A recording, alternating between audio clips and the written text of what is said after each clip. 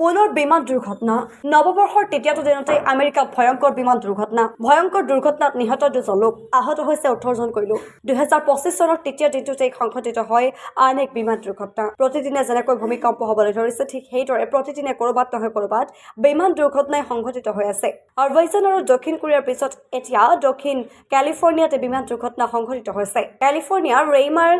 Avenue 23 ব্লকত সংঘটিত হয় এই দুৰ্ঘটনা এখন সৰু বিমানে এটা ব্যৱসায়ী ভৱনৰ চালত খুন্দা মাৰি দুৰ্ঘটনাগ্ৰস্ত হয় এই দুৰ্ঘটনাত 2জন লোকে প্ৰাণ হেৰুৱাৰ লগতে 18জন লোক আহত হয় দুৰ্ঘটনাটোৰ তথ্য পোৱাৰ লগে লগে আৰক্ষী আৰু অগ্নি নিৰ্বাপক বাহিনী সেই স্থানত উপস্থিত হৈ বিমানখনৰ অগ্নি নিয়ন্ত্ৰণলৈ আনে ইয়াৰ পূৰ্বে অট্টালিকাটো ভাঙি পৰাৰ আশংকা থকাৰ বাবেই ওচৰৰ কাৰ্যালয় আৰু শ্বৰুমসমূহো খালী কৰা হৈছিল এঞ্জেলছৰ পৰা প্ৰায় 23 মাইল দক্ষিণ পূবত অৱস্থিত কেলিফৰ্ণিয়া অৰেঞ্জ কাউণ্টিৰ ফুলৰটনত সংঘটিত হয় এই দুৰ্ঘটনাটো ভাৰতীয় সময় অনুসৰি নিশা প্ৰায় 2মান বজাত সংঘটিত হয় এই দুৰ্ঘটনাটো